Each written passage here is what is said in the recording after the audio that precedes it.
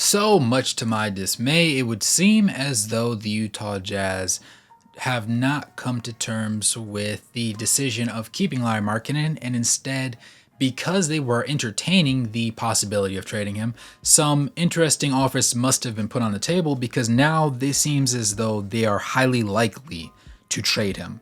At least that's what the news is saying today in day 2 of the free agency period.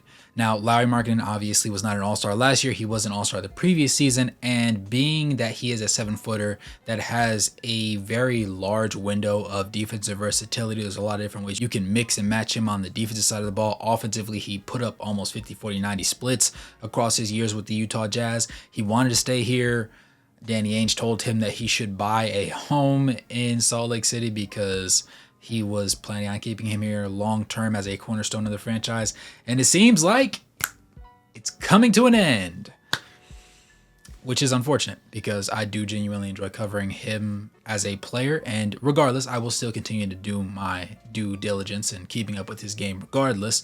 The two front runners, as it stands out, appears to be the Spurs and the Golden State Warriors. Now, I did make a video about the Spurs. This was before they got Chris Paul, so it might need a little bit of tweaking. However, I do believe that the Spurs is the most ideal landing spot. They have the most opportunities to add something to the pie if you are the Utah Jazz. Yes, Golden State has a little bit of assets. They have some players. I don't want anybody on Golden State.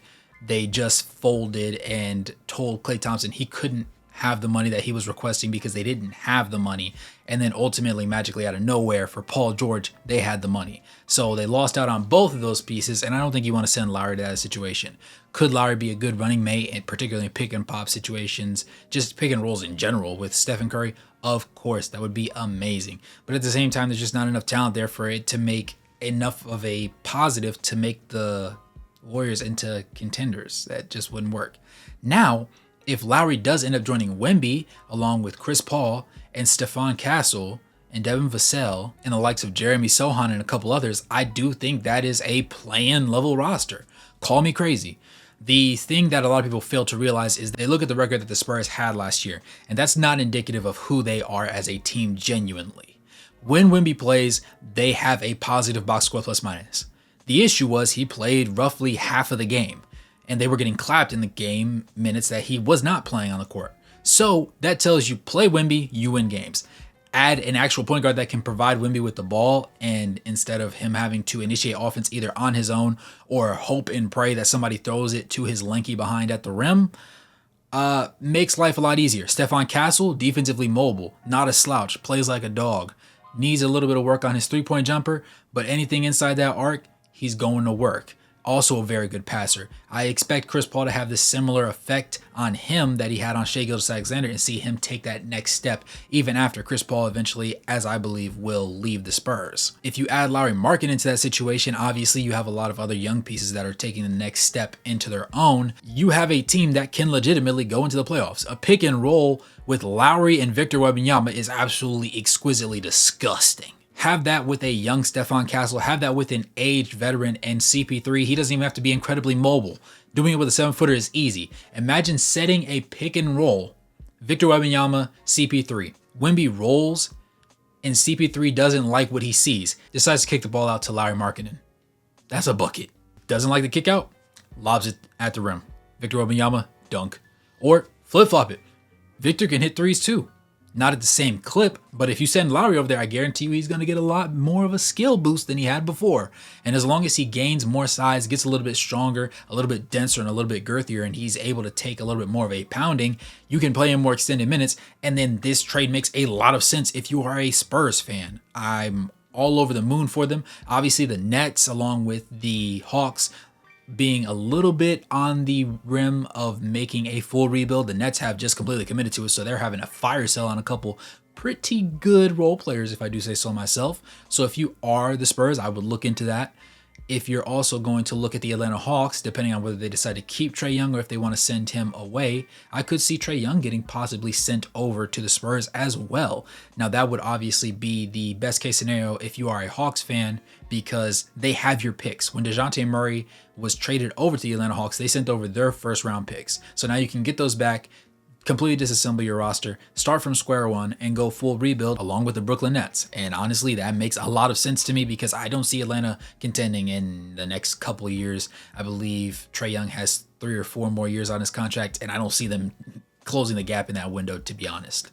Sending him over to join Victor Wembanyama would be insane. But first, take it one step at a time. They got Chris Paul. He has a legitimate point guard. They got Stephon Castle. They have a defensively versatile as well as offensively versatile individual that is a rookie who's going to be playing like a second or third year player right out the gate, in my opinion.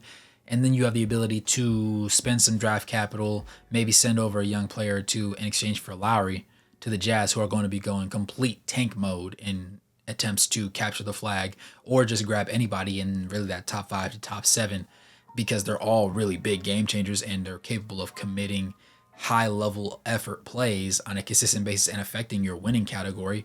So I think it makes a lot of sense from both sides. The Warriors, to me, makes a little less sense. I feel like that's why they've continuously got the short end of the stick through all their transactions this offseason. But I definitely feel like if Lauri is going to get traded, OKC was going to be an opportunity, but they ended up signing Isaiah Hartenstein. So I think that the most logical conclusion for me personally, and for those of us that enjoy basketball to watch, would be for him to be traded to the Spurs. They have the draft capital to make something happen. They have the young players to risk in that situation. So it just makes a lot of sense. And a completely unrelated note that I just wanted to throw in here at the end. I'm mildly irritated. This is obviously a front-facing reaction very quickly. Drew Eubanks was signed today after yesterday in the first day of free agency. They waived Omer Yurtseven. Now, Omer Yurtseven wasn't a terrific backup, but he was a decent rim protector. He was very versatile on the offensive side of the ball. I would say a really good pick and roll kind of guy. Finished lobs at the rim pretty strong, was a much stronger rebounder and more consistent in that department than Walker Kessler tended to be over the longevity of the season. He was also more willing to take a corner three, and he did hit them at a decent enough clip to make me feel comfortable with him taking more of them. And that's why I actually have more hope in Walker Kessler developing that more part of his game, because Omer Yurtseven was able to do it first. So the fact that they decided to waive Omer and then elected to sign Drew Eubanks confuses me. It perplexes me because I don't understand the point. Just leave the roster spot open. Just leave it open, brother. Drew Eubanks, for reference, last year he was with the Phoenix Suns, for those that don't know, because when I said that name, people said, who? I did too, the first time. 5.1 points per game, 4.3 rebounds, 0.8 assists, shot 60% from the field though, understandable. His best season was the year where he first went to the Trailblazers. Originally, he was drafted to the Spurs, played for the Spurs for 4 seasons. Never eclipsed 6 points per game. Right? Also, never played more than 14 minutes, so justifiably so. And the most minutes that he played in any season was his first year when he was first sent over to the Trailblazers afterwards. It was only a 22-game sample size, though. In 29.5 minutes, he averaged 14.5 points, shooting 64.6% from the field, 26.7% from three-point range, and that went with 8.5 rebounds, 1.6 assists, and 0.8 steals. More recently, like I said for the Suns, he averaged 15.6 minutes per game. He also put together 5 points, shot 60% from the field, did hit the 3 that he took, had 4.3 rebounds, 0.8 assists, 0.4 steals, played in 75 out of their 82 games. So health is not going to be a concern of his, at least judging from his most recent 2 seasons.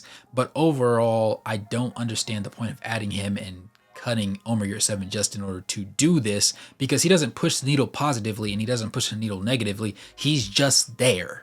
So this is one of those things that's kind of mind-boggling. Maybe it's for a deal that's going to happen later on, and you need somebody that's just going to have a certain level of value, and maybe he's that guy that you can use as a little bit of a buffer.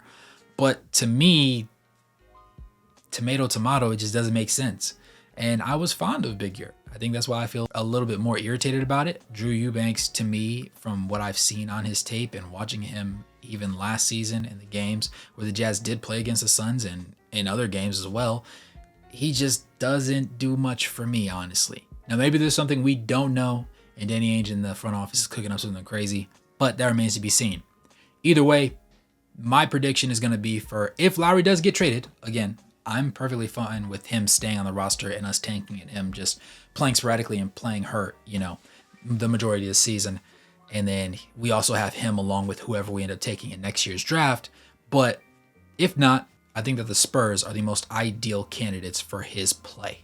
With that being said, though, let me know what you guys think in the comments below. As always, I'm interested to understand where you guys are coming from. How do you guys feel about waiving Omer Yurtseven, signing Drew Eubanks? Do you think it means anything? Do you think it means nothing? And also, do you think that Lauri Markkanen is going to get traded? And if so, what is your prediction for the team that he's going to go to?